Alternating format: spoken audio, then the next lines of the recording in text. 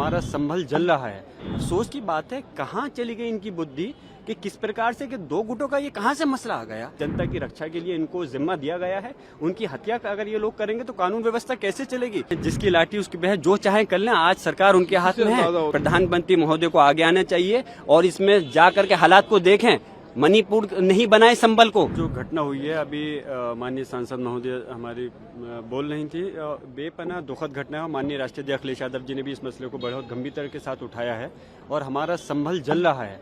संभल के अंदर जो पुलिस प्रशासन का पूरी तरह से इस घटना को अंजाम देने में इसमें हाथ है और पूरी अपनी लापरवाही और नाकामी को छुपाने के लिए लगातार अपने बयान को बदल रहे हैं। आपने देखा होगा, पहले बयान उन्होंने दिया कि पुलिस और प्रशासन, पुलिस की तरफ से कोई गोली नहीं चली, और उसके बाद में जब वीडियो वायरल हुई तो बैकफुट पे नजर आ रहे हैं। फिर उसके बाद उसको दूसरा रुख दे रहे हैं, कह रहे हैं कि दो गुटों के बीच में ये संघर्ष हुआ।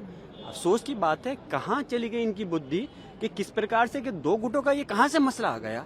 ये पुलिस ने गोली चलाई और उसके बाद में आपने कल देखा होगा, पुलिस के अधिकारी जो सर्किल ऑफिसर है वो टेबल पर बैठ करके बिल्कुल मीडिया से मुखातिब होते हुए कह रहे हैं कि अगर जाहिल लोग हमारे पर गोली चलाएंगे तो क्या हम मरेंगे।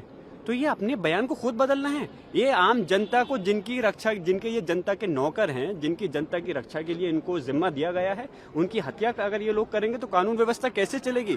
इस प्रदेश और देश के अंदर कानून व्यवस्था का बुरा हाल है, संविधान की धज्जियां उड़ाई जानी है। और हमने आज भी सदन के अंदर हमारे नेता, हमारे माननीय डिम्पल यादव जी, माननीय धर्मेंद्र यादव जी और सारे सांसदों ने इस चीज को, मुद्दे को उठाया कि इस पर चर्चा कराइए, और चर्चा नहीं होगी तो कैसे उन लोगों को सजा मिलेगी जो आज कातिल हैं। आप ताज्जुब की बात है, आप बात पहरा देंगे।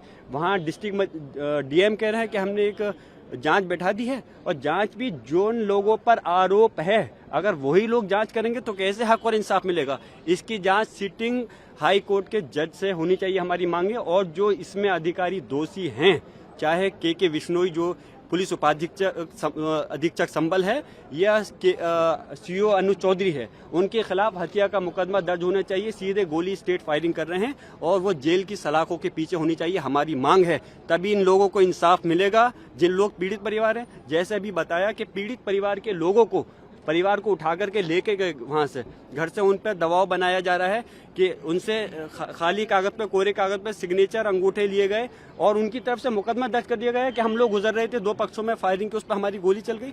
ऐसा जुल्म ज्यादती होगा तो क्या कानून रहेगा। आप लोग चौथा स्तंभ है, मेरी मांग है आप लोग सच्चाई दिखाइए। अपोजिशन पार्टीज भी आप लोगों के साथ, बिल्कुल पूरी हमारी सपा के साथ में, समाजवादी पार्टी के साथ इस संबल की घटना पर पूरे इंडिया गठबंधन साथ है और सब चाहते हैं इस पर चर्चा होनी चाहिए और उन दोषी अधिकारियों के खिलाफ सख्त एक्शन होते हुए कार्रवाई होनी चाहिए। आपके खिलाफ फुटेज भी दिखाया है जिसमें ये दिखाया जा रहा है कि कैसे दो गुटों के, एक गुट के लोग हैं जिन्होंने मुंह पे कपड़ा बांधा हुआ है, देसी पिस्टल मिली है और कैसे वो इंसाइट कर रहे हैं क्राउड को। आपको इस सीसीटीवी फुटेज, मैं एक बात कहना चाहूंगा, इस प्रश्न के लिए आप ही लोग मुझसे अच्छा जवाब देते तो चौथा स्तंभ होने के नाते मुझे और खुशी होती।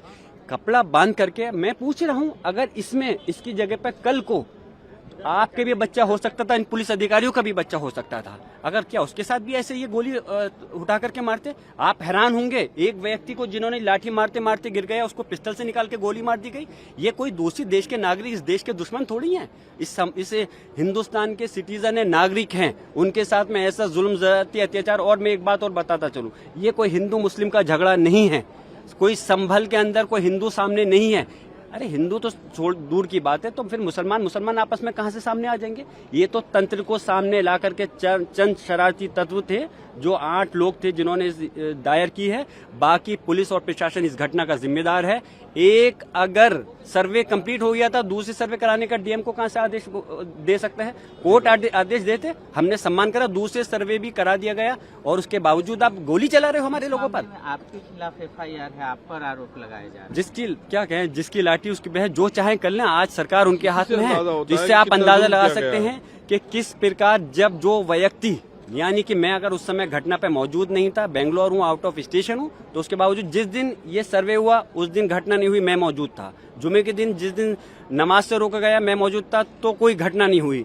और जिस दिन मैं मौजूद नहीं हूँ तो बलवा मैंने करा दिया। इन लोगों को तो नोबेल प्राइज मिलना चाहिए जिस प्रकार से ये काम कर रहे हैं।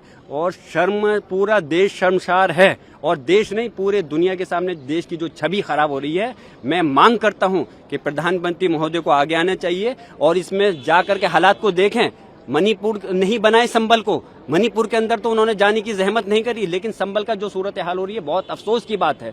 जो हट धर्मी तानाशाही चल रही है इस पर लगाम लगनी चाहिए। जो अननेम्ड FIR हुई है उनकी आड़ में लोगों को परेशान किया जा रहा है, टॉर्चर किया जा रहा है, उसको तुरंत रुकना चाहिए। ऐसी हमारी सारी माननीय सांसदों की मांग है, समाजवादी पार्टी के इंडिया गठबंधन की मांग है। बहुत बहुत शुक्रिया।